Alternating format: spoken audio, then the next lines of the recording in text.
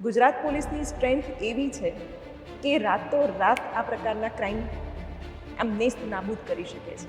રજાકપુરિયા ગેંગનો સફાયો, જેમાં આઈપીએસ ઉષા રાડાએ કમાલ કરી બતાવી.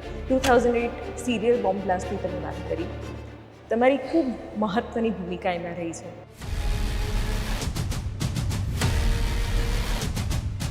મતલબ એ જે આખું જે વાતાવરણ ને માહોલ હતો એ હાર્ડલી જોવા મળે એવો માહોલ હતો.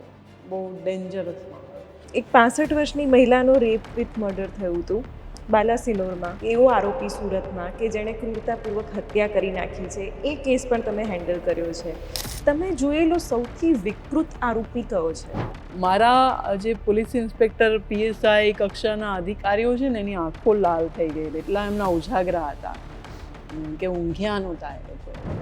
અને પછી જ્યારે અમે એ આરોપીને પકડ્યો. અત્યારે દીકરીઓની ચિંતા કરવી જોઈએ કે દીકરાની? અત્યારે લવ જેહાદના કિસ્સાઓ બની રહ્યા છે. ઇમેચ્યોરિટીમાં છોકરીઓને ફસાવવામાં આવી રહી છે. फैजान ऐसा नहीं कबूल है. सुभान अल्लाह, मुबारक हो. સોશિયલ મીડિયામાં તો એવું છે કે પોતાનું ઓરિજિનલ નામ બી નથી લોકો જાહેર કરતા, છુપાવે છે, છેતરપિંડી કરે છે. જે રીતે તમને પહેલાં સુરત સેન્ટ્રલ જેલમાં પણ તમે ફરજ નિભાવી છે, પછી બરોડા સેન્ટ્રલ જેલમાં, તો કદાચ એવી ઇમ્પ્રેશન હોઈ શકે કે આ જેલમાં કેદીઓને સુધારશે. તો અમે મેડિટેશન કરાવીએ છીએ. અને જે કેદીઓ વારે વારે ઝઘડા કરતા અંદરો અંદર, એ લોકો અત્યારે એકદમ શાંતિથી જીવન જીવી રહ્યા છે. મહિલા કેદીઓમાં વધારે જલ્દી સુધાર આવે છે, પુરુષ કેદીઓમાં વાર લાગે છે, એવો કોઈ ક્રાઇટેરિયા રહેતો હોય છે? પુરુષ કેદીઓ છે 1800ની આસપાસ રહ્યા કરે અને મહિલા કેદીઓ 70ની આસપાસ. પત્રકારિતા ભણ્યું છે, તમે વર્ક કર્યું છે પત્રકાર તરીકે, ત્યારના જર્નલિઝમને તમે કેવી રીતે જુઓ છો? મહિલાઓમાં પત્રકારિતા બહુ જ ઓછી હતી. યંગસ્ટર્સ માટે જો કદાચ સૌથી મોટી ક્રાઇસિસ ઊભી થઈ રહી છે તો એ ઇમોશનલ ક્રાઇસિસ છે. દરેક જે આધ્યાત્મિક જગ્યા છે ત્યાં કેમ ભીડ છે? એનું કારણ આ જ છે કે આપણે ઇમોશનના પણ ગુલામ થઈ ગયા છે. કે ઉષા રાડાએ પોતાના ઇન્ટરનેટ બોયફ્રેન્ડ સાથે લગ્ન કર્યા. બધા માટે એ ચાન્સ છે એ સુખરૂપ સાબિત થાય એવું જરૂરી બી નથી ને થતું બી નથી. તમારી ગાયો માટેનું જે આકર્ષણ છે, હા, એ ઘણું ચર્ચામાં આવ્યું છે. ગાય સાથે રહ્યા પછી એવો ખ્યાલ આવ્યો કે એ ખરેખર માં છે. જો કોઈ એક સિટી કે જે ઉષા રાડાને ગમતું હોય તો એ કયું હોઈ શકે? કોઈ સવાલ જ નથી, અમદાવાદ જ હોય.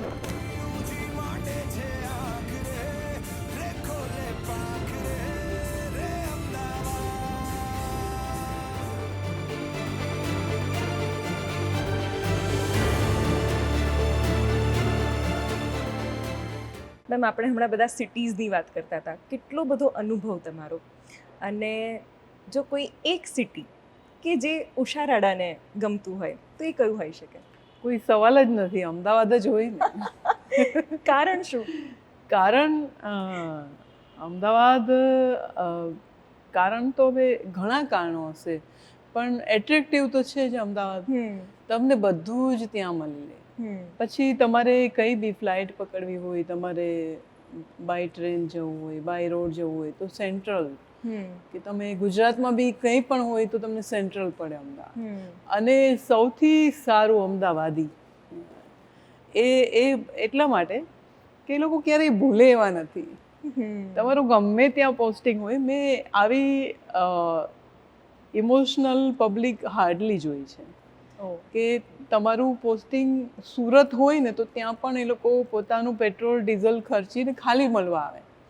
એમને કંઈ જ કામ ના હોય, કશું જ ના હોય. બોલી દે તરત જ, જે કંઈ હોય ફ્રેન્કલી બોલી દે, એમાં જરાય શેર શરમ રાખે નહીં અમદાવાદીઓ, પણ બહુ જ લાગણીશીલ લોકો. અચ્છા, મને એમ કહો કે અમદાવાદ બહુ જ મોટું થતું જાય છે હવે. લાઈક ત્યાંનું જે યુથ કલ્ચર છે, નાઇટ કલ્ચર છે, ક્યારેક પોલીસ માટે પણ ઘણું એ પડકારજનક બની જતું હોય છે. તમે ક્રાઇમ બ્રાન્ચમાં તમે તમારી ફરજ બજાવી છે, તો કેવી રીતે અમદાવાદને જુઓ છો? એઝ અ પોલીસ કેવી રીતે જુઓ છો? એઝ અ નાગરિક કેવી રીતે જુઓ છો? દેખ, અમદાવાદ શિવાની મોટું થતું જાય છે અને એ સારું બી છે આપણા માટે. કોઈ પણ સિટીનો ગ્રોથ થવું એટલે ગુજરાતનું ગ્રોથ થવા જેવું છે, એટલે કંઈ ખરાબ નથી. અને જો અમદાવાદ એનો જે રિંગ રોડ છે એના પછી બી હજુ એક રોડ બની રહ્યો છે, એનો અર્થ એ કે એનું ગ્રોથ તો જોરદાર છે. ગિફ્ટ સિટી બાજુમાં ગાંધીનગરમાં બન્યું છે, પેલી બાજુ ધોલેરા છે, તો ઘણી બધી કંપનીઝ છે અમદાવાદની આસપાસ. ઇન્ડસ્ટ્રીયલ ડેવલપમેન્ટ ખાસું છે, પણ આપણે તો વાત છે ઓવરઓલ કરવાની છે, એના યુથની કરવાની છે. યુથ તો ક્યાં મળે? કેફેટેરિયામાં જોવા મળે, કોલેજમાં જોવા મળે, ત્યાં ક્લબ હાઉસમાં જોવા મળે, લાઇબ્રેરીમાં પણ જોવા મળે. તો એને પણ ફાયદો છે. કોઈ સિટીમાં તમે રહો છો, એનો સારો ગ્રોથ થઈ રહ્યો છે, તો તમને જોબ ઓપોર્ચ્યુનિટીઝ કેટલી સરસ મળે, તમને એન્વાયરમેન્ટ કેટલું સારું મળે, તમને જ્યાં જવું હોય ત્યાં બધે જ ફ્રીડમ. પ્લસ અમદાવાદ જેવું સિટી હોય તો વિચારોની પણ આઝાદી મળે. તમે સોસાયટી કલ્ચર, સિટી કલ્ચરમાં આવી જાઓ એટલે ગ્રામ્ય જીવનની જે રૂઢિચુસ્તતા હોય એ તમને નડે નહીં. મતલબ બધી જ ફ્રીડમ. રાત્રે 12 વાગે, 1 વાગે, 2 વાગે મૂવીમાંથી આવો તો બી એ નોર્મલ અને નેચરલ ગણી શકાય. તમને કરિયરના કેટલા ઓપ્શન્સ મળે ત્યાં, બધું જ અવેલેબલ અમદાવાદમાં. એટલે ગ્રોથ થઈ રહ્યો છે તો આપણા માટે તો એ ગૌરવની ઘટના છે. હા, પોલ્યુશન વધે, વ્હીકલ્સ વધે, કંપનીઝ વધે, એ એના અલગ ઇસ્યુ છે, પણ આપણે પોઝિટિવલી જોવા જઈએ તો સિટી જ છે. તમારા વિચારો હંમેશા એવા રહ્યા છે કે age is just a number. So તમે જ્યારે પણ બોલો છો, કોઈ પણ જાહેર મંચ પર બોલો છો, તો એ યુથને તરત કનેક્ટ થઈ જાય છે. તો તમારા એક્સપિરિયન્સ સાથે તમે ઘણા બધા યુથને નજીકથી જોયા હશે, ઓબ્ઝર્વ કર્યા હશે, તો તમને શું જોવા મળે છે? લાઈક એક મિલેનિયલ જનરેશન છે, એક જેન ઝી જનરેશન છે, હવે તો જેન બીટા ને થીટા ને એવું બધું આવતું જ જાય છે, બધા આવતા જ જાય છે. તમે કેવી રીતે જુઓ છો? ઇવન તમારી દીકરી આઈ થિંક ટીન એજમાં હશે અત્યારે, બરાબર? તો શું તમે જોઈ રહ્યા છો એમનામાં? નવીનતા શું છે? એમના વિચારો કેવી રીતે આપણાથી અલગ છે? આ જે જનરેશન છે શિવાની, એ આપણા કરતાં અલગ છે. અલગ કઈ રીતના? લાઈક એમને એન્વાયરમેન્ટ ગમે છે, એમને બાયો ગમે છે, એમને મજા પડે એવું કરવું ગમે છે, એમને પૃથ્વીને સારું થાય એવું ગમે છે, એમને ઓનેસ્ટી બી ગમે છે. મતલબ આ જનરેશન છે એને ઉડવું છે બસ, બીજું કંઈ જ નહીં. અને એમની આંખો ક્યારેક પોલીસ ઓફિસર તરીકે ક્યાંય જઈ અને યુનિફોર્મ પહેર્યો હોય તો એટલું બધું એમને ગમે ને, એમને એટ્રેક્ટિવ લાગે યુનિફોર્મ જો, અને આપણી સામે એકદમ કુતૂહલથી જુએ. એના કરિયરના ઓપ્શન તરીકે પોલીસ ઓફિસર બનવા માંગતા હોય ને એવી રીતના આપણને પૂછપરછ કરે, કેટલા બધા પ્રશ્નો પૂછે. પછી બીજું કે આ લોકો ફાલતુ સમય ક્યાંય વેડફવા નથી માંગતા. એ લોકો જે કંઈ લાઈક એમનો ઝુકાવ, ક્યાંય પણ તમારો ઝુકાવ ક્યાં છે, તમે કઈ તરફ ઝૂકો છો, એવા તમે બની જવાના. તો તમારો ઝુકાવ, કરિયરના ઓપ્શન કેટલા બધા એમના પાસે સ્કોપ છે. એટલે એમની આંખો છે ને એમાં ક્યાંય ઉદાસીનતા હાર્ડલી જોવા મળે. હા, એવું ખરું કે અત્યારે એક પરિવાર છે તેમાં સિંગલ ચાઇલ્ડના કોન્સેપ્ટ છે, તો એમને જો એનું કંપની નહીં મળે સ્કૂલ કે કોલેજીસમાંથી તો એ એકલા ઉદાસીન રહી શકે. અધરવાઇઝ જે ગ્રુપમાં ફરતું યુથ છે એને તો ખૂબ બધા સપનાઓ છે, અને એ લોકો એ સપનાઓની દિશામાં જઈ પણ રહ્યા છે, અને એવી બહુ બધી પરવા નથી કરતા, અને ખાસી મહેનત બી કરી રહ્યા છે. આપણને એવું લાગે કે યુથ એટલે શું, મતલબ એ તો મતલબ એન્જોય કરવાનું, એવું નથી. ખાસી મહેનત બી કરી રહ્યા છે. હા, એક થોડું જે નેગેટિવિટી જોવાઈ રહી છે પોલીસની નજરથી કે લાઈક અમદાવાદનું અમુક યુથ છે, બધું જ નહીં, આપણે એને એક્સેપ્શન પણ કહી શકીએ કે ડ્રગ્સ છે, લાઈક જે હેબિટમાંથી તમે કદી બહાર ના આવી શકો એ તરફ પણ જઈ રહ્યું છે. પણ એ એકદમ એક્સેપ્શનલ કહી શકીએ એવું. અને એ ટ્રેન્ડ છેલ્લા થોડા સમયથી દેખાઈ રહ્યો છે, દરેક મેટ્રો સિટીમાં દેખાઈ રહ્યો છે. એની ચિંતા પોલીસને પણ છે, એની ચિંતા સોસાયટીને પણ છે, પેરેન્ટ્સને બી છે કે એમાંથી એ લોકો એ રસ્તે ના જાય એના માટેના એ લોકો એલર્ટ બી છે બધા. પણ છતાં આવું છાને ખૂણે થઈ રહ્યું છે. તો એનું એક આ ડાર્ક સાઈડ બી આપણે કહી શકીએ. અને પહેલી પોઝિટિવ કે એમને મહેનત પણ કરવી છે, કરે પણ છે અને એન્જોય બી કરે છે લાઈફને. એવું નહીં કે ખાલી મહેનત કરવાની, પણ લાઈફને એન્જોય બી એટલી કરે છે. મેમ, તમે જે રીતનો જવાબ આપી રહ્યા છો એ ખરેખર તમે યુથની સાયકોલોજીને સમજીને અત્યારે ચાલી રહ્યા છો. પણ આ ડ્રગ્સવાળી જે વસ્તુ છે એ કદાચ ગુજરાત માટે સખત એક ટેન્શનનો વિષય છે. મેં તમને બધા જ સિટીઝમાં, નહીં અમદાવાદમાં જ નહીં, મેં વડોદરા કે સુરત કે રાજકોટ, મોટા સિટીમાં જે કેફે કલ્ચર બની રહ્યું છે, તમે કેફેમાં એન્ટર થાવ કે તરત તમને એક વિયર્ડ સ્મેલ આવશે. Right. And you get to know કે આ શું છે. રાઈટ. છતાં પણ અમુક વસ્તુઓ થઈ રહી છે, બેફામ થઈ રહી છે અને યંગસ્ટર્સ એમાં જતા જ જઈ રહ્યા છે. એ ખરેખર બહુ ટેન્શનનો વિષય છે. એટલે what are the limitations from your side also, કે ક્યાં ક્યાં તમને લિમિટેશન નડે છે? કારણ કે ગુજરાત પોલીસની સ્ટ્રેન્થ એવી છે કે રાતોરાત આ પ્રકારના ક્રાઇમ આમ નેસ્ત નાબૂદ કરી શકે છે. તો એવું કંઈક સિસ્ટમમાં પણ કંઈક તમારા લિમિટેશન્સ એવા આવતા હશે. કારણ કે જે બાળકો, જે યુવક યુવતીઓ છે એ કોકના પાલ્ય છે, બરાબર, એમના પેરેન્ટ્સના પોઈન્ટ ઓફ વ્યૂથી વિચારવું પડે, એમના કરિયરના પોઈન્ટ ઓફ વ્યૂથી વિચારવું પડે. તો એવા સમયે તમારા માટે કેટલું ચેલેન્જિંગ બની જાય છે? જ્યારે કંઈ બી આવી ઘટનાઓ બનતી હોય ને શિવાની, ત્યારે પોલીસની નજર છે ને એ પેપરમાં બહુ જ લખાતું હોય, પોલીસની બાજ નજર, પોલીસના લાંબા હાથ. અને આ હકીકત છે કે એમની નજરે ચડી જાય અને એ લોકો એના રીતે ઘણી બધી લિમિટેશન્સ હોવા છતાં બી, કેમ કે છાને ખૂણે છાનું છપનું ચાલતું હોય અને એની જો ઇન્ફોર્મેશન ના મળે તો એ પોલીસની લિમિટેશન્સ ગણાય કે ઇન્ફોર્મેશન જ નથી, કોઈ ક્લૂ જ નથી, તો કઈ રીતના પોલીસ પહોંચે. પણ અધરવાઇઝ જો ઇન્ફોર્મેશન મળે તો પોલીસ તાત્કાલિક આ વસ્તુને સિરિયસ એટલે લે છે કે એને ખ્યાલ છે કે આ ઘટનાઓ છે એના ભવિષ્યના શું રિઝલ્ટ્સ છે અને આ જે જનરેશન છે એને આ કઈ રીતના એફેક્ટ કરે છે. એટલે એ જે વસ્તુ છે એ પોલીસના નજરે છે જ. એમાં પોલીસની કોઈ લિમિટેશન્સ નથી હોતી, પણ જ્યાં થઈ રહ્યું છે ત્યાંની ઇન્ફોર્મેશન ના હોવી, એને જો આપણે લિમિટેશન્સ ગણીએ તો ગણી શકાય.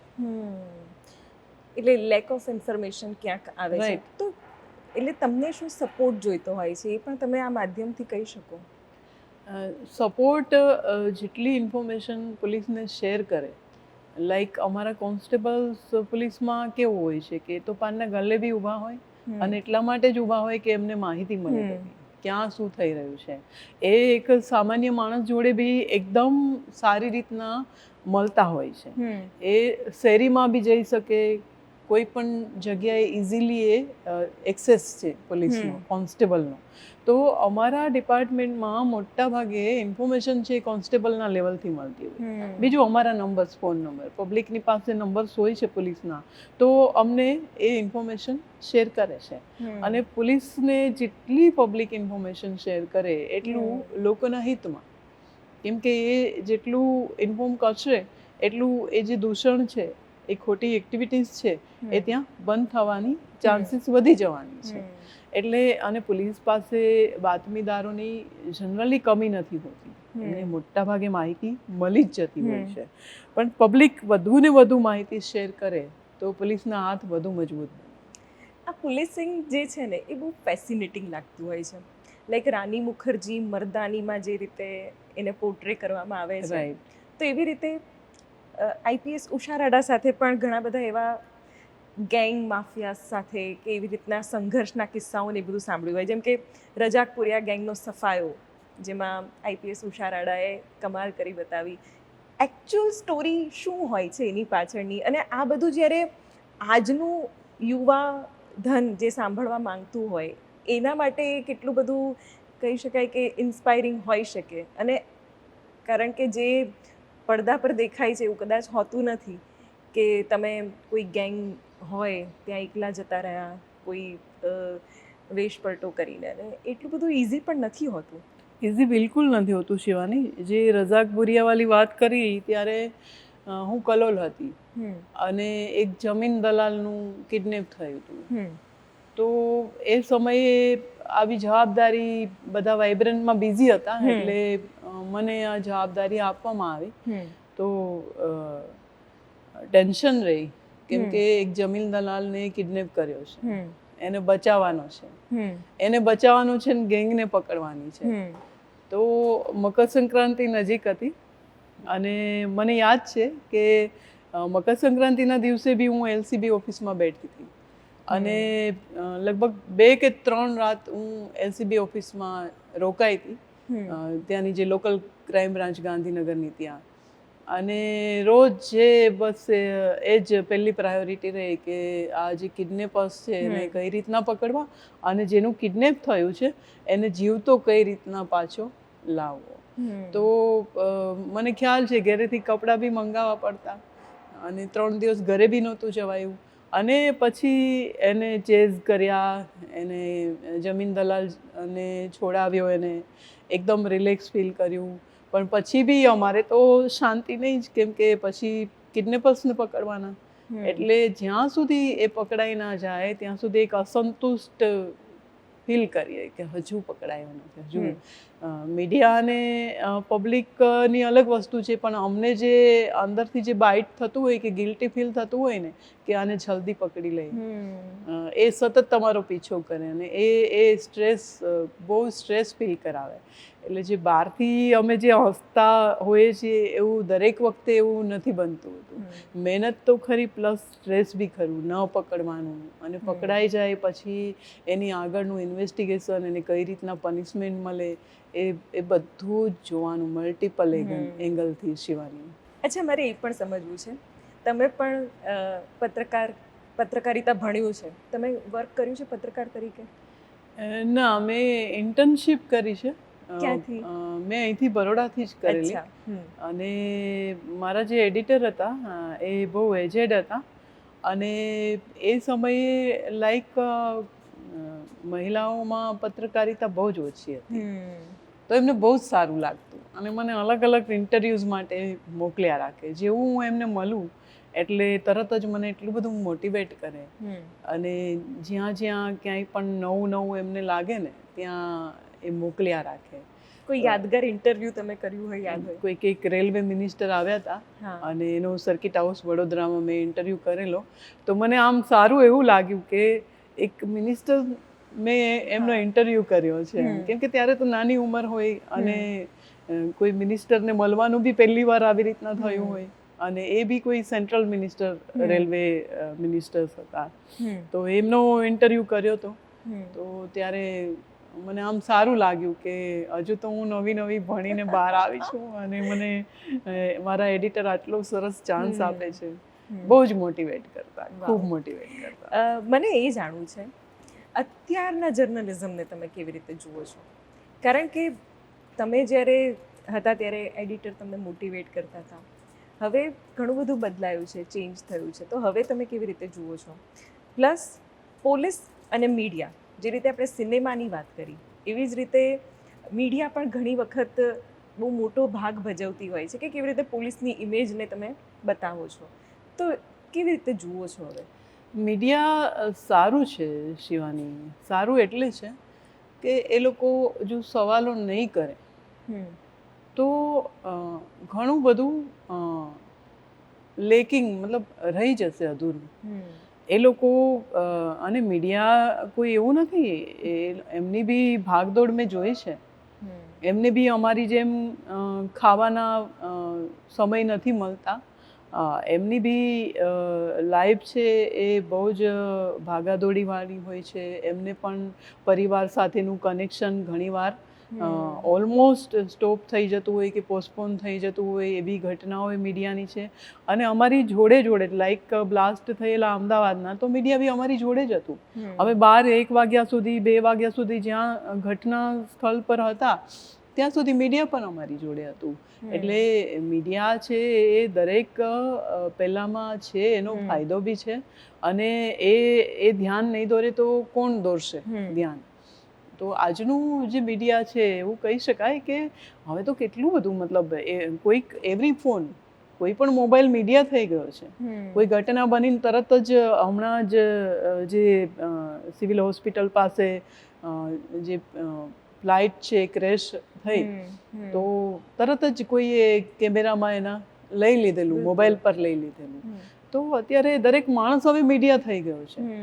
મીડિયા માત્ર સીમિત નથી રહ્યું. ગમે ત્યાં કોઈ ઘટના, કોઈ ઝઘડો થયો છે, કંઈ પણ અચાનક ઘટના બની છે, ને લોકો મોબાઈલમાં એનું શૂટિંગ કરવા માંડ્યા, એટલે એનો મોબાઈલ જ મીડિયા થઈ ગયો, ને પોતે પત્રકાર થઈ ગયા. તો એટલે મીડિયાને પોતાને પણ મને એક ખબર છે, અત્યારે નથી ખ્યાલ, પણ નવા પત્રકાર અગાઉ આવતા તો એમને એમના એડિટર છે ને એ મોટિવેટ ખૂબ કરતા. એ મેં પ્રત્યક્ષ જોયેલું છે.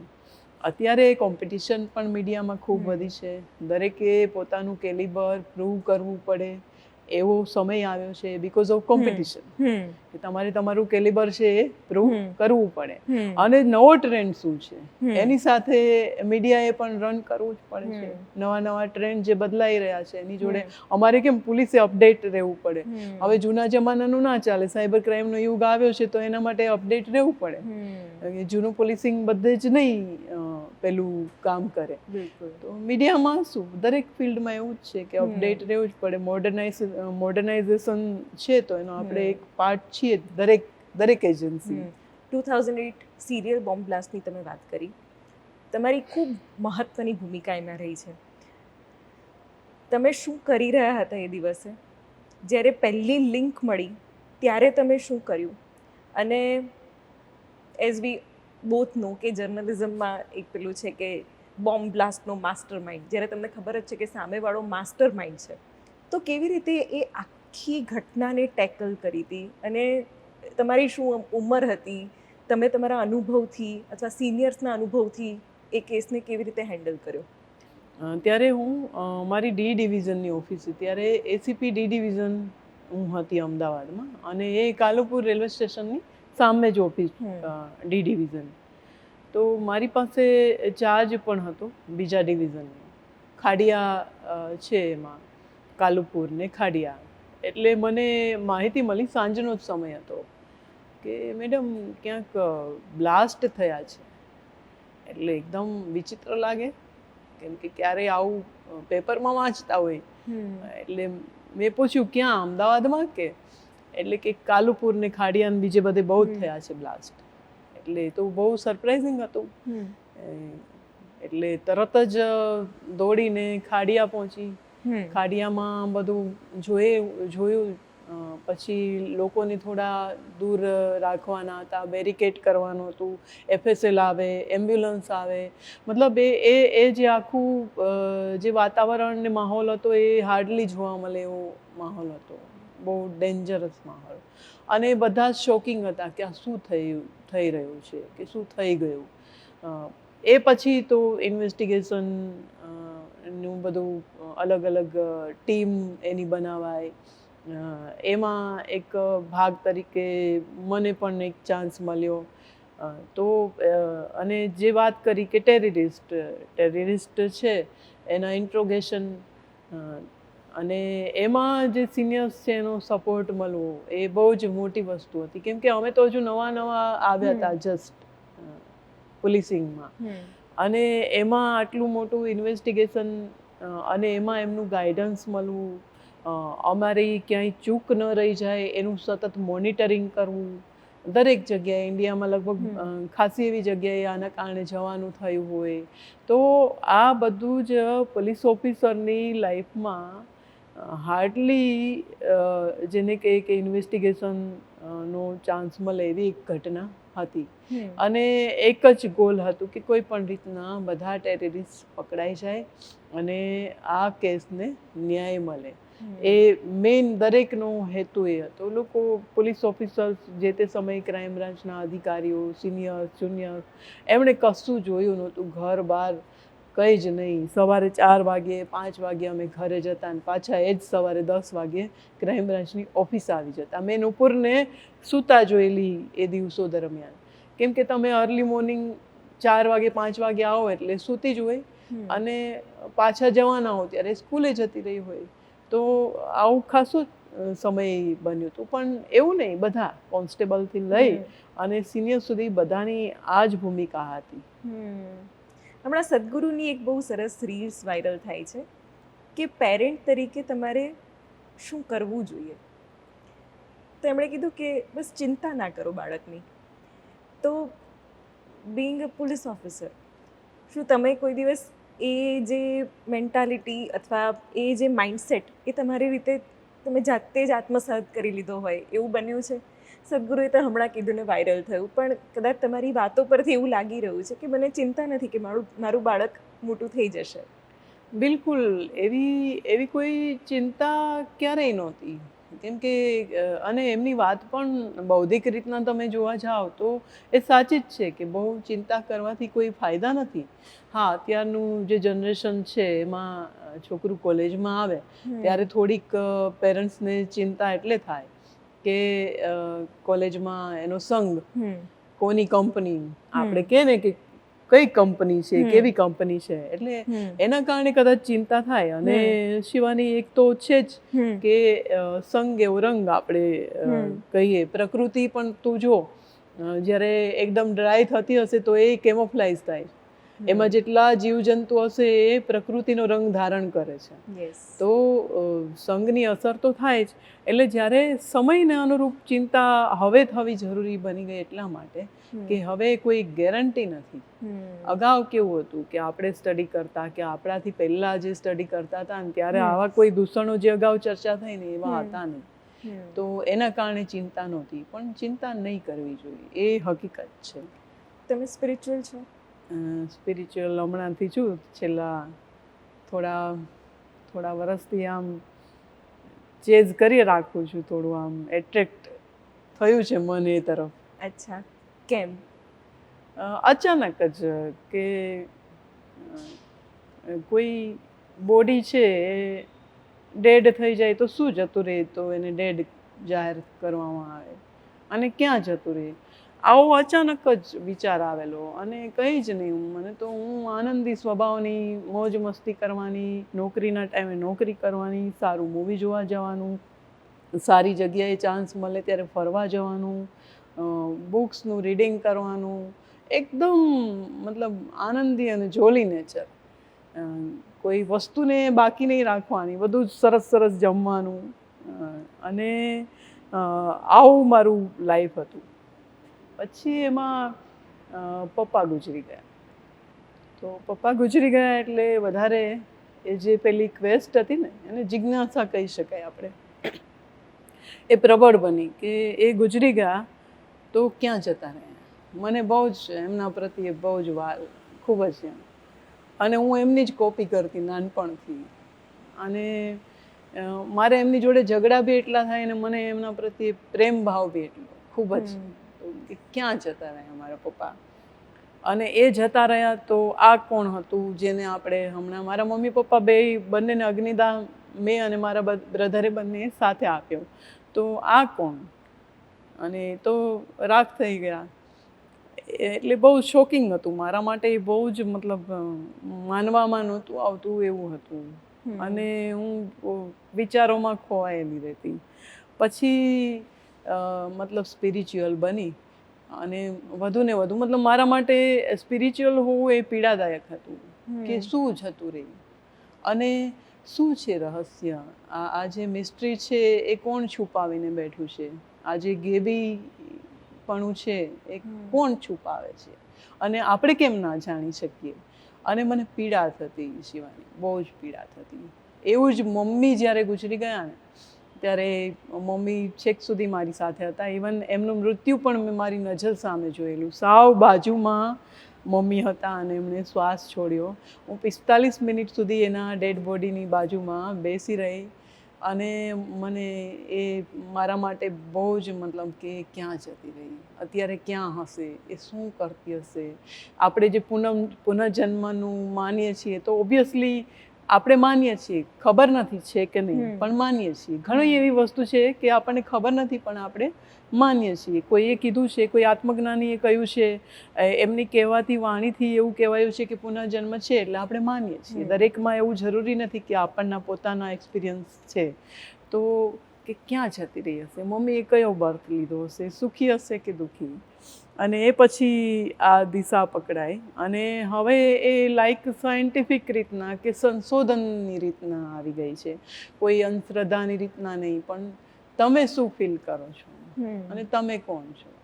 અને તમે શરીર નથી, તમે મન નથી, તમે ચિત્ત નથી, તમે વિચાર પણ નથી, તમે બુદ્ધિ પણ નથી. આવું સાંભળો છો તો શું છો અને એ કઈ રીતના મળી શકે. એટલે એ રસ્તો પકડાયો છે. ક્યાંક તમારું જે ફિલ્ડ છે અને તમે જે વાત કરી રહ્યા છો, હા, તો વિસંગતતા તો બહુ આવતી હશે. જેમ કે મારી પાસે એક આખું લિસ્ટ છે કે એક 65 વર્ષની મહિલાનો રેપ વિથ મર્ડર થયું હતું બાલાસિનોરમાં. તો કેટલું બધું ઉચાટ થઈ ગયો હશે એ સમયે. તમે એક એવો આરોપી સુરતમાં કે જેણે ક્રૂરતાપૂર્વક હત્યા કરી નાખી છે, એ કેસ પણ તમે હેન્ડલ કર્યો છે. એક મહિલા અધિકારી તરીકે કદાચ ઇમોશનલ કોશન્ટ આપણો વધારે રહેતો હોય છે કે મહિલાઓ ઇમોશનલ જ હોય. હા. તો એવા સમય પછી કેવી રીતે બેલેન્સ કરો છો? અને આપણે જ્યારે આજના યુથની જ વાત કરતા હોય, એ લોકો બહુ જલ્દી પેનિક થઈ જાય છે.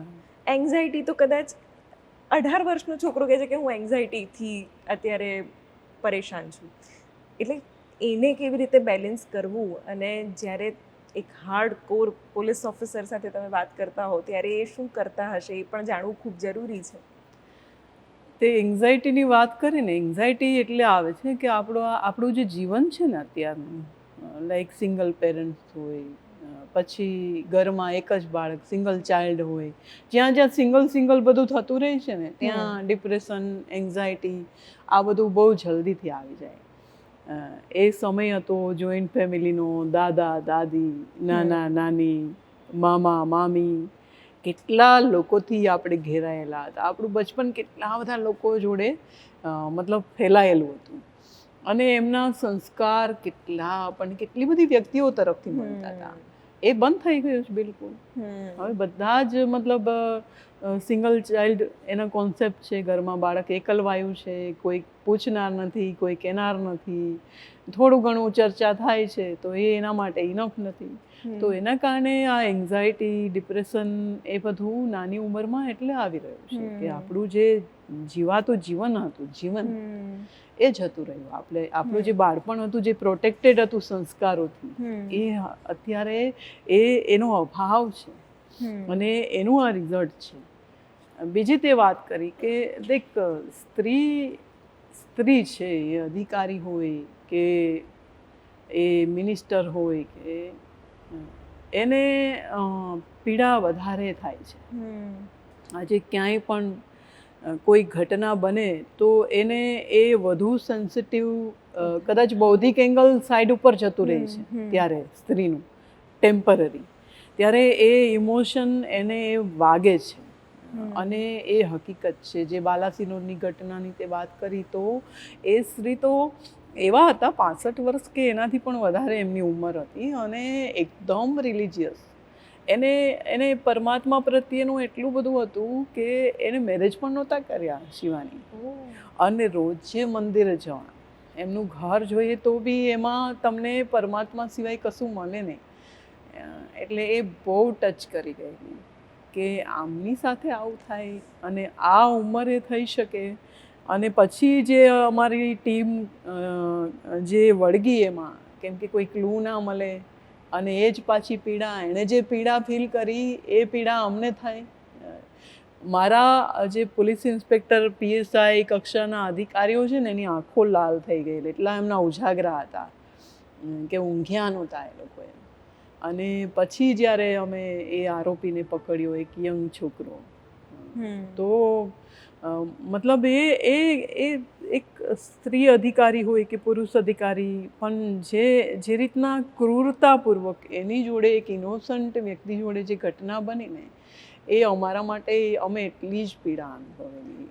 તમે જોયેલો સૌથી વિકૃત આરોપી કયો છે? વિકૃત આ સુરતનું તે જે વાત કરી સુરતમાં સાવ આ જે ઇનોસન્ટ જ્યારે લોકો હોય ને ત્યારે બહુ પીડા થાય ઓફિસર્સને. અને સ્ત્રી અધિકારી તરીકે ઓકે આપણે એને ના મૂલવીએ, એઝ એ ઓફિસર તરીકે એને મૂલવીએ તો જે નાની ઉંમરના છોકરાઓ કે એમનામાં અત્યારે એવું કલ્ચર કે ભાઈ કે માનવાનું, એટલે 16 વર્ષનો છોકરો પોતાને ભાઈ કે 18 વર્ષનો છોકરો પોતાને ભાઈ કે, અને ભાઈની મરજી વિરુદ્ધ ના ચાલે તો એ છરી મારી દે.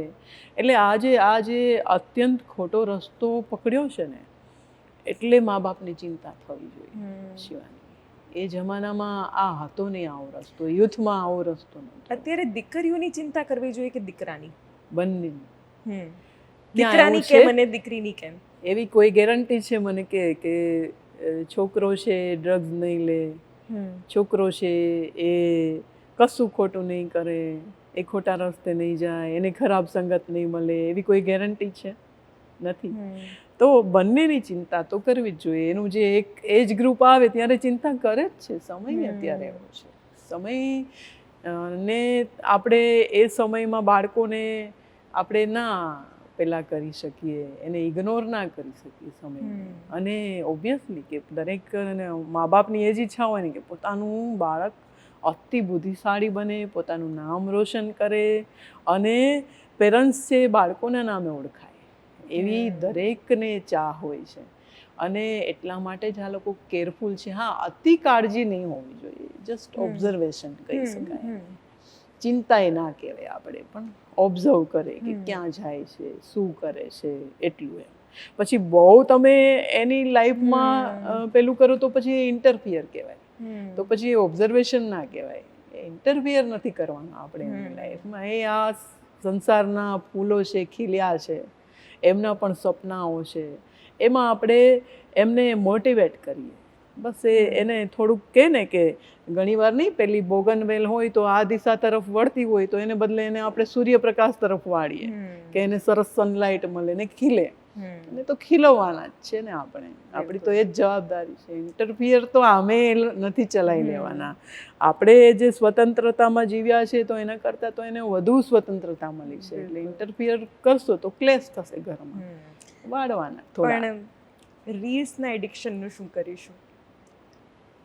એડિક્શન, જે રીલ્સ સ્ક્રોલ કરવાનું આખો દિવસ સોશિયલ મીડિયા પર, એ જે રીલ્સ જે ક્રાઇમને પણ જન્મ આપે છે, એ પણ ડેન્જર છે. કોઈ પણ મોજ મજા જ્યારે હેબિટમાં કન્વર્ટ થાય ને ત્યારે એ નુકસાનકારક જ છે. હું તને વાત કરું, અમે નાના હતા ને પછી કોઈએ કહ્યું કે છોકરીઓ પણ સિગરેટ પીવે છે, એટલે માન્યામ ના આવતું કે છોકરીઓ તો કોઈ સિગરેટ પીતી હશે ક્યારે.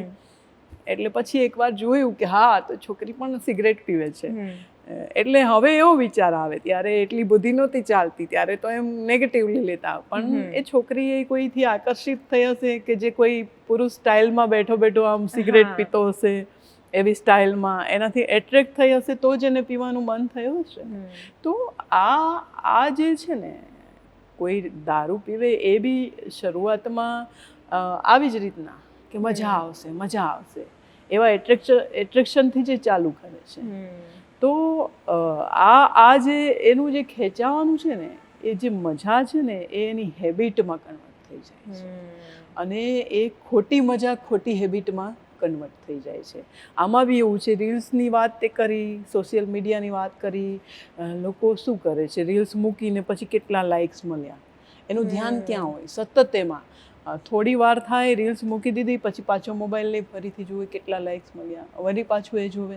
એના કારણે શું થવાનું? લાઇક્સ મળ્યા તો એ હેપી, અને જો નહીં મળ્યો એને રિસ્પોન્સ તો એ પાછું ડિપ્રેશનમાં, વળી પાછું નવું કંઈક શોધશે કે હવે પાછું હું શું મૂકું. તો એનો અર્થ એ થયો કે પોતાના એને વેલ્યુ નથી કે હું એઝ અ હ્યુમન બિંગ હું શ્રેષ્ઠ જ છું, હું સરસ જ છું, અને એઝ અ હ્યુમન બિંગ મને અહીંયા જે આવવાનું મળ્યું છે ને પૃથ્વી ઉપર, તો એ જ બેસ્ટ છે.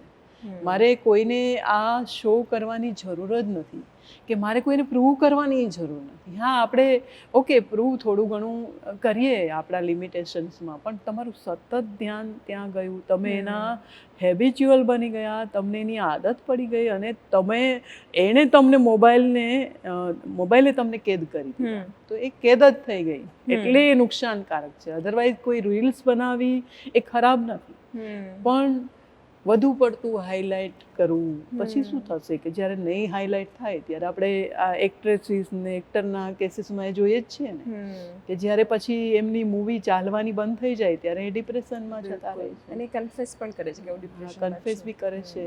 તો એટલું બધું એને પ્રાયોરિટી ના આપવી કે આપણી પોતાની આઝાદી જતી રહે, આપણું જીવન લઈ લે, એટલી બધી પ્રાયોરિટી કોઈને ના આપવી. એ સોશિયલ મીડિયા હોય કે કોઈ હ્યુમન બિંગ હોય, દરેકની વેલ્યુ કરો તમે, પણ પછી એને સરેન્ડર ના થઈ જાઓ, એના ગુલામ ના થઈ જાઓ. એટલે સોશિયલ મીડિયા આજે પેરેન્ટ્સ કેમ કહે છે કે પડ્યો હોય મોબાઈલમાં, સોશિયલ મીડિયાના લીધે જો ને આવું થઈ રહ્યું છે, પેલું થઈ રહ્યું છે, તો એનું કારણ આ જ કે એના આપણે ગુલામ થઈ રહ્યા છે. ગુલામી તો બધે જ નુકસાનકારક છે, એ તો પીડાદાયક છે જ. ગુલામીથી એક વાત બીજી છે કે ઇમોશનલ ડિપેન્ડન્સી. અત્યારે યંગસ્ટર્સ માટે જો કદાચ સૌથી મોટી ક્રાઇસિસ ઊભી થઈ રહી છે તો એ ઇમોશનલ ક્રાઇસિસ છે.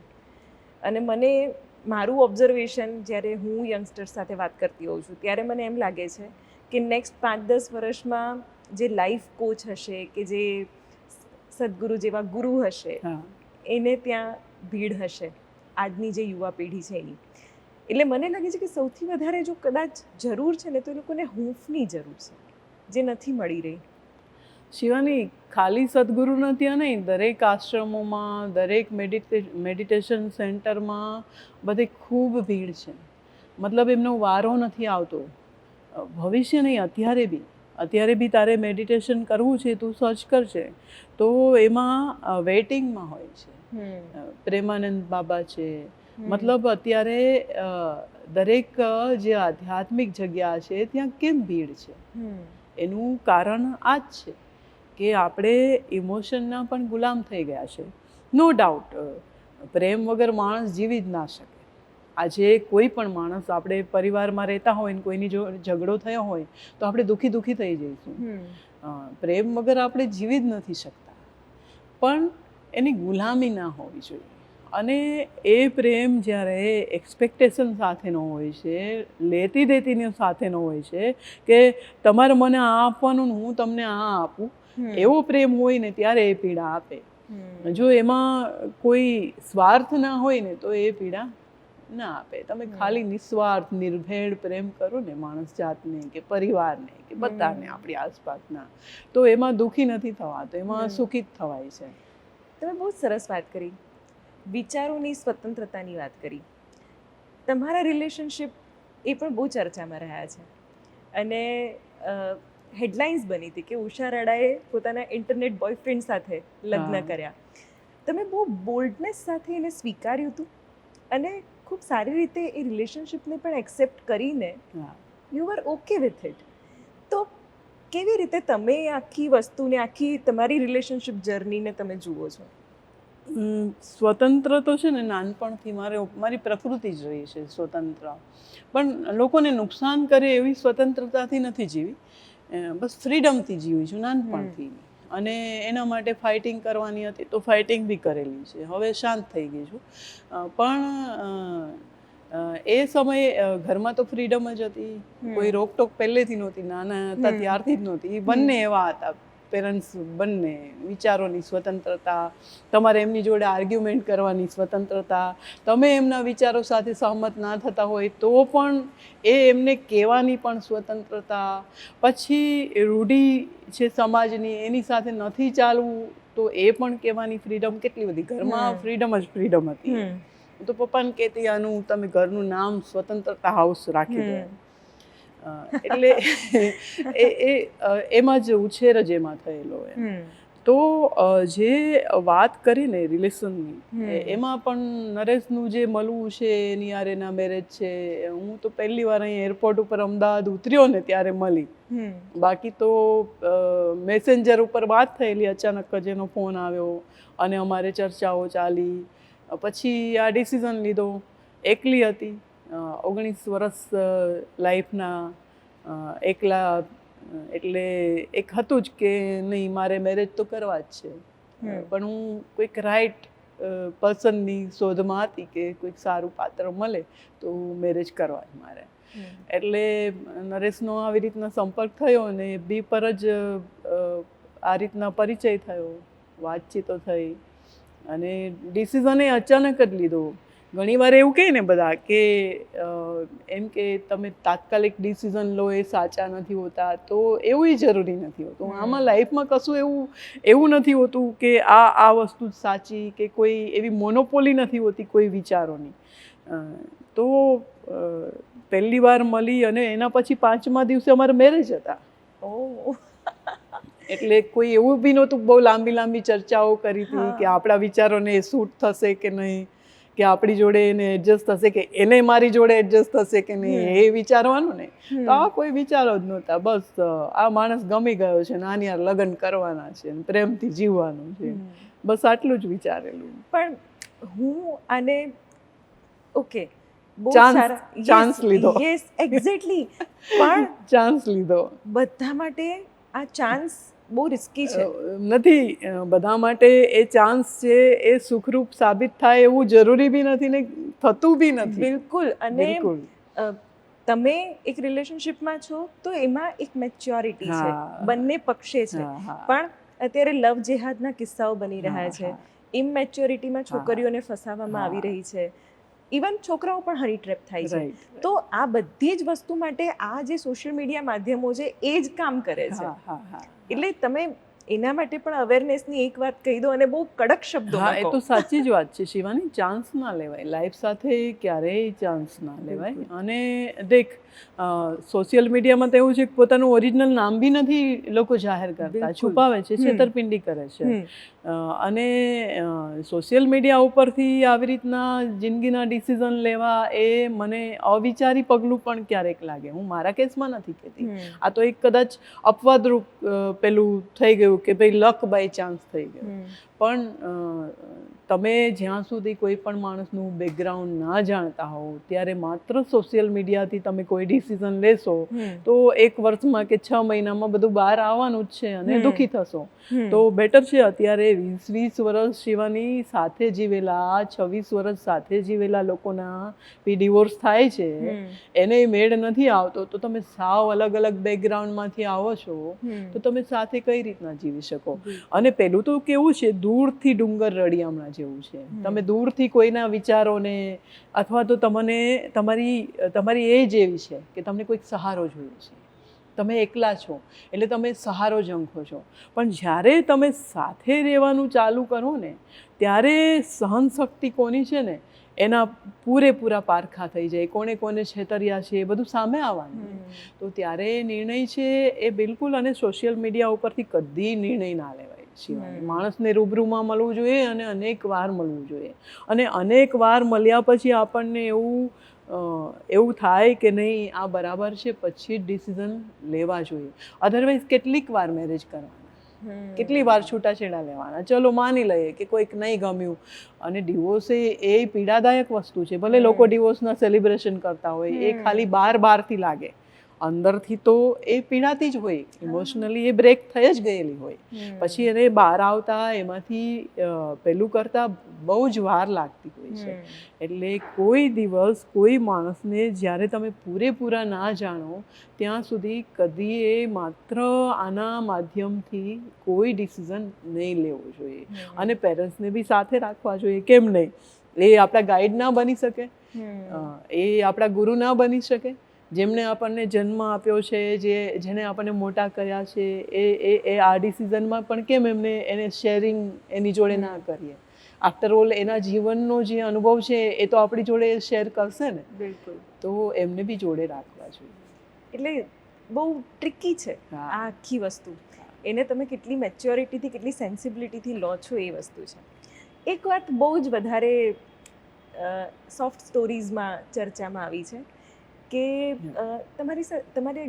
તમારે ગાયો માટેનું જે આકર્ષણ છે હા એ ઘણું ચર્ચામાં આવ્યું છે. તમે માલધારી પરિવારમાંથી હા. બિલોંગ કરો છો, કદાચ એ પણ હોઈ શકે, હા. પણ ખાસ શું કામે તમે એટલા અટેચ છો ગાયો સાથે?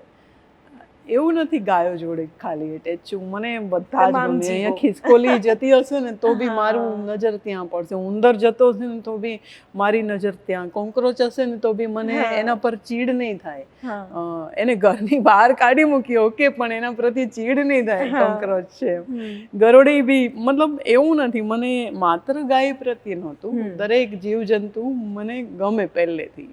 નાનપણમાં ચકલી એટલી જ ગમતી, તો કબૂતર એ ગમે. એટલે ગાય છે, ઇવન હું માલધારી પરિવારમાંથી છું એ વાત સાચી, પણ મારે પેરેન્ટ્સને એ બંને જોબ કરતા હતા, એટલે આ ગાયો ભેંસોનો વ્યવસાય છે એ મારા નાની છે ને એના તરફથી મેં જોયેલો કે એ ભેંસો રાખતા. બાકી ઘરમાં કોઈ એવો અનુભવ નહીં મમ્મી પપ્પાનો કે એનો. તો આ બાજુ નરેશને પણ, મારા હસબન્ડને કોઈ ગાયો ભેંસો સાથે કંઈ કનેક્શન નહીં. એ એક દિવસ મને કહે કે આપણે ગાયો લાવીએ, એટલે મેં કીધું બહુ સારું. હવે ઇન મીન ને તીન ઘરમાં રહેતા હોય તો બહુ કંટાળું, મને આમ માણસ વધારે ગમે ઘરમાં, તો લાવ ગાયો, આપણે પરિવારમાં વધારો થશે ને તો બહુ સારું. એટલે હું તો ખુશ થઈ ગયેલી. પછી ગાય આવી, એને લોકો માં કે, એટલે મને અજીબ લાગતું એમ. નાનપણમાં પેલું નિબંધ લખીએ ને 10-10 લીટીના, તો ગાય પ્રાણી છે, ગાયને 2 શિંગડા છે અને 4 પગ છે, ગાય આપણી માતા છે. તો આ 4 પગ ને 2 શિંગડાને તો જોયેલું હોય, પણ માં કેમ ગાય, એ પ્રશ્ન થતા હંમેશા કે એને માં કેમ કે. અને શિવાની, એ ગાય સાથે રહ્યા પછી એવો ખ્યાલ આવ્યો કે એ ખરેખર માં છે. કઈ રીતના? એક તર્ક છે એમાં, કોઈ એવું માન્યતા નથી. એક તો એ બહુ જ ઇન્ટેલિજન્ટ છે, પ્લસ તમને જો દૂધ ભાવતું હોય ને તો ગાયનું દૂધ જ પીવું જોઈએ. ગાયનું દૂધ પીને જે બાળકો મોટા થશે ને એ હંમેશા બુદ્ધિશાળી, તેજસ્વી જ હશે હંમેશા. અને તું જોજે, ગાયનું વાછરડું છે ને બેસી નહીં રહે, ઉછળકૂદ કરતું હશે એકદમ, મતલબ જોશમાં હશે, ઉર્જામાં હશે, એટલે બાળકો એ ઉર્જાવાન બનશે અને તીવ્ર મેઘાવી બનશે.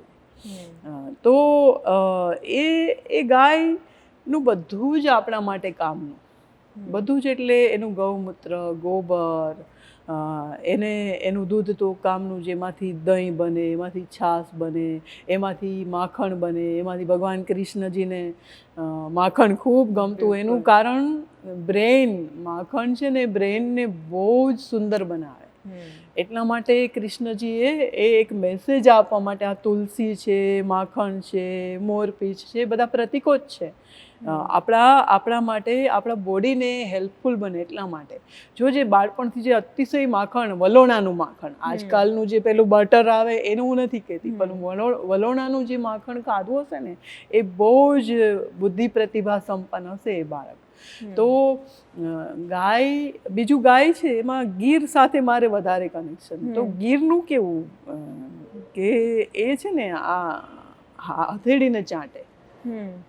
અને હું જંગલમાં જતી ગીર ગાયની વાત કરું છું, ગીરના જંગલોની. એનો જે ગોવાળ કે એનો માલિક કે એની એ હથેળી ચાટે, અને પછી એને એવું લાગે ને કે મારો માલિક બીમાર છે, એટલે જંગલમાંથી એવી ઔષધિ ખાશે કે જેનાથી એના એ ગોવાળની બીમારી જતી રહે, કેમ કે દૂધ પીવાનું એનું જ, એટલે એ ઔષધિ એવી ખાશે. ઇવન આવનારો રોગ કયો છે એ હથેળી ચાટી અને એને ખ્યાલ આવે, અને એવી ઔષધિઓનો ચારો એ ચરશે. જંગલોમાં તો બધું જ હોય ને, બ્રાહ્મી, શતાવરી, અશ્વગંધા, બધું, કેટલી બધી ઔષધિઓ હોય ને, અને એને એક ખ્યાલ આવે અને એવું દૂધ એનું પીવે ને એટલે માણસ હેલ્ધી રહે. ભાગ્યે જ ગાયનું રેગ્યુલર દૂધ, એને કોલેસ્ટ્રોલ બી ના થાય. ગાયનું ઘીથી પણ કોલેસ્ટ્રોલ, તમારો HDL વધે. તો ગાય છે ને એ અને શાંત ઓરા એનો, ઋષિમુનિઓ હું તો વારે વારે કહું છું કે કેમ લાખ ગાયો રાખતા, 1.5 લાખ ગાયો રાખતા નહીં? શા માટે?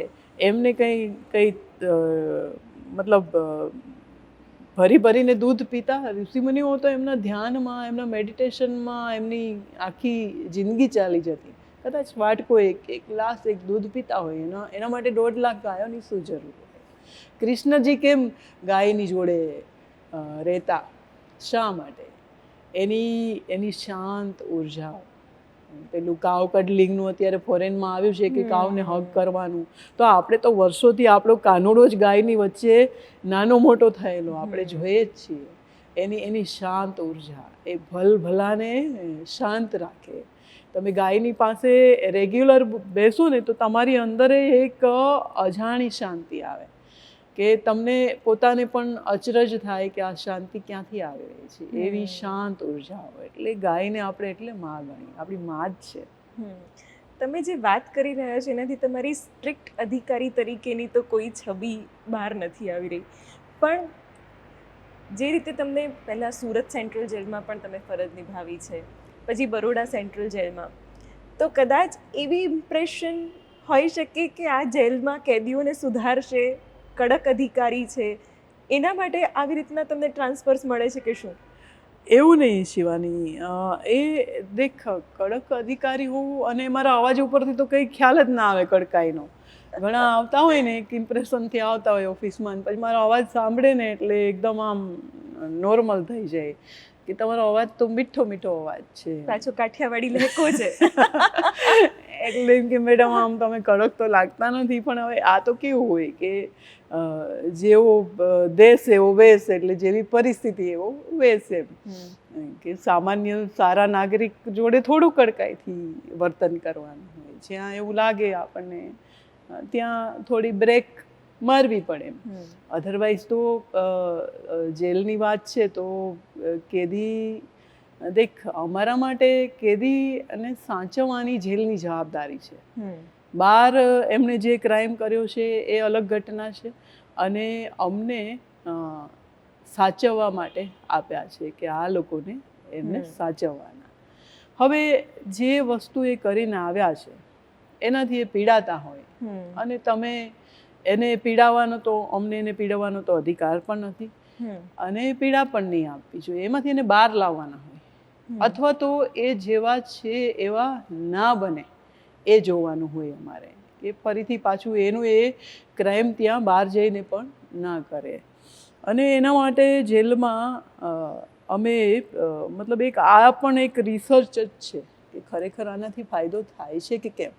તો અમે મેડિટેશન કરાવીએ છીએ, અને જે કેદીઓ વારે વારે ઝઘડા કરતા અંદરો અંદર, એ લોકો અત્યારે એકદમ શાંતિથી જીવન જીવી રહ્યા છે મેડિટેશનમાં ગયા પછી.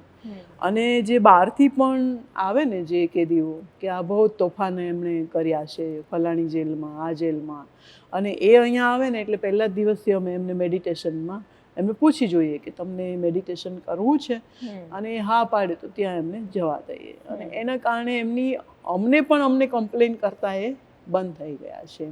એમને એક અને મેડિટેશનમાં બીજું શું છે શિવાની, એક કર્મની થિયરી પણ ત્યાં એમને શીખવવામાં આવે છે. એટલે એમને ખ્યાલ આવે છે કે જો ખરાબ કર્મ કરીશું તો પાછું એ લેવાની આપણી તૈયારી છે. પ્રકૃતિ છે ને એ હિસાબો ઇક્વલ કરે. તમે સારું કર્યું હશે તો એ સારું આપશે ઇક્વલ કરીને, ખરાબ કર્યું હશે તો પાછું એ ખરાબ જ આપશે. આપણે કોઈકને ગાળ બોલી દઈએ તો પછી એ માણસ તરફથી પાછી ગાળ ખાવાની તૈયારી આપણી હોવી જોઈએ. કેમ કે તમને આપવું છે તો તમારી લેવાની પાછી એ તૈયારી જ હોવી જોઈએ. તમને ગુલાબ જ ગમે છે તો આપણે ગુલાબ જ આપવું જોઈએ. આપણને કેરી ગમે છે તો કેરી જ આપવી જોઈએ. આપણને પછી કાંટો નથી ગમતો ને કાંટો આપીએ પછી જ્યારે આવે તો ચૂભે, તો એના જેવું છે. એટલે એ એમને મેડિટેશનમાં એ રિયલાઇઝ કરાવવામાં આવે છે. કર્મની જે થિયરી છે ને કે આપણે જે કરીએ ને એ આપણા તરફ જ આવવાનું. જેવી ક્રિયા એવી પ્રતિક્રિયા. એટલે એ એના કારણે એનામાં એક પોઝિટિવ ચેન્જીસ આવી રહ્યા છે. પ્લસ અમે એને આખો દિવસ ફ્રી નથી બેસી રહ્યા દેતા. એમને જેને જે કામ ગમે, લાઈક અમારા ત્યાં સફારી બેગનું એક યુનિટ ચાલે છે, રોજની 2500 સફારીની બેગ બને. તો એમાં કોઈ કામે જાય, ફર્નિચરનું કોઈ કામ છે, કોઈ ફેબ્રિકેશનનું કામ ચાલે છે, અલગ અલગ ઘણા બધા. હમણાં સ્પોકન ઇંગ્લિશના ક્લાસીસ ચાલે છે. એક હોટેલ મેનેજમેન્ટવાળા છે, એ એમને આખી જે હોટેલની જે સિસ્ટમ છે, કુકિંગથી માંડી અને વેઇટર તરીકેની જે એટિકેટ હોય કે એનો પ્રોટોકોલ હોય, એ બધું જ એમને શીખવે છે.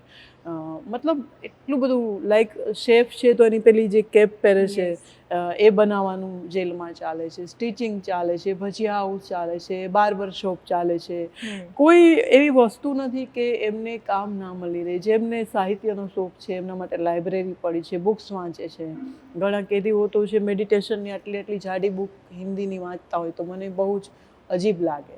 એટલે પછી હું એનું પૂછું કે તું મને ઇમ્પ્રેસ કરવા માટે, લોકોને તો શું ખબર પડી જાય ને, તમારો ઇન્ટરેસ્ટનો ક્રાઇટેરિયા ખ્યાલ આવી જાય કે મેડમને મેડિટેશન બહુ ગમે, એટલે પછી આપણે ખુશ કરવા આવું બધું પકડીને બેઠા હોય. એટલે પૂછું કે આ શેના માટે છે, તને ખુદને ઇન્ટરેસ્ટ છે આમાં? એટલે આવું ઘણું બધું. શિવાની જેલ મતલબ એક લાઈક આશ્રમથી બી વિશેષ સ્વરૂપ ધારણ કર્યું છે એને. અને લોકો એને એનામાં બદલાવ આવી રહ્યો છે. એની જે નેગેટિવિટી હતી એનામાં બદલાવ આવી રહ્યો છે. અમારે ભજન મંડળી પણ છે, સારા સિંગર્સ પણ છે, જેલમાં ઇવેન્ટ મેનેજર પણ છે. લાઈક ઇવેન્ટ મેનેજરનું કામ કરતા હોય ને કંઈક ક્રાઇમ કર્યો હોય, છેતરપિંડીને અમારે જેલમાં આવી ગયા, તો અહીંયા અમે એને એ જ કામ આપીએ કે એના કારણે અમારું હમણાં જે 26 જાન્યુઆરીનું ઇવેન્ટ હતું બહુ સરસ ગયું હતું. તો એને રિપીટ નથી કરવાના, એને ક્રાઇમમાંથી બહાર લાવવાના છે. એનો પૂરો માહોલ અમે જેલમાં એમને આપીએ છીએ, બદલાવ. આમાં કંઈ એવું છે કે મહિલા કેદીઓમાં વધારે જલ્દી સુધાર આવે છે, પુરુષ કેદીઓમાં વાર લાગે છે, એવો કોઈ ક્રાઇટેરિયા રહેતો હોય છે કે કેમ? છે જ ને, હકીકત છે. દેખ, આ જેલ છે તો એમાં પુરુષ કેદીઓ છે 1800ની આસપાસ રહ્યા કરે અને મહિલા કેદીઓ 70ની આસપાસ. એટલે મહિલાઓમાં કોઈ એવું ક્રાઇમનો રેશિયો બહુ જ ઓછો છે. આમ બી તું જોજે કે પોલીસ સ્ટેશનમાં કોઈ પકડાય છે તો એમાં મહિલાઓ હાર્ડલી હોય છે, બહુ જ ઓછી હોય છે. કદાચ ઘરેલું હિંસાવાળા કેસમાં, હું ઘરેલું હિંસા એટલે લાઈક ઘરમાં કંઈક કોઈ મર્ડરમાં એમની મદદગારીમાં આવ્યા હોય કે કંઈક બીજા ત્રીજામાં કંઈ અફેરમાં આવ્યા હોય, એવું બને. પણ જે ક્રિમિનલ મેન્ટાલિટી હોય ને એવી મહિલાઓમાં હાર્ડલી જોવા મળે છે. આ રેશિયો જ બતાવે છે કે 70 કે 60 મહિલાઓ જ માત્ર કેદીઓ તરીકે હોય છે. અને એ જ્યારે મર્ડર કેસમાં હોય ને ત્યારે એક અચાનક આવેશમાં એણે કોઈ મર્ડર એનાથી થઈ ગયું કે જોશથી મારવા જતા હતા, થોડું વધુ જોશથી વાગી ગયું ને એમાં માણસ મરી ગયું. અને પછી એને પીડા થાય કે મારાથી શું થઈ ગયું. આ ભયાનક ડર એને હોય છે. અને એમનું ડિસિપ્લિન પણ સારું હોય છે જેલમાં. તમે બહુ જ નજીકથી આ બધું જોયું છે, અનુભવ્યું છે. છેલ્લે મારે એ જ પૂછવું છે કે આઈપીએસ ઉષા રાડાને જીવનમાં કંઈક બહુ જ મોટો એક રિગ્રેટ હોય અને એક એવી વાત કે જેનો બહુ જ સંતોષ હોય, તો એવી બે વસ્તુઓ કઈ હોઈ શકે? જો જીવનથી એકદમ સંતોષ છે શિવાની, અને એ જીવન શું છે ને એ જ્યાં સુધી શોધી ના લઉં ને એનો રિગ્રેટ છે કાયમ માટે. ક્યાં વાત હે.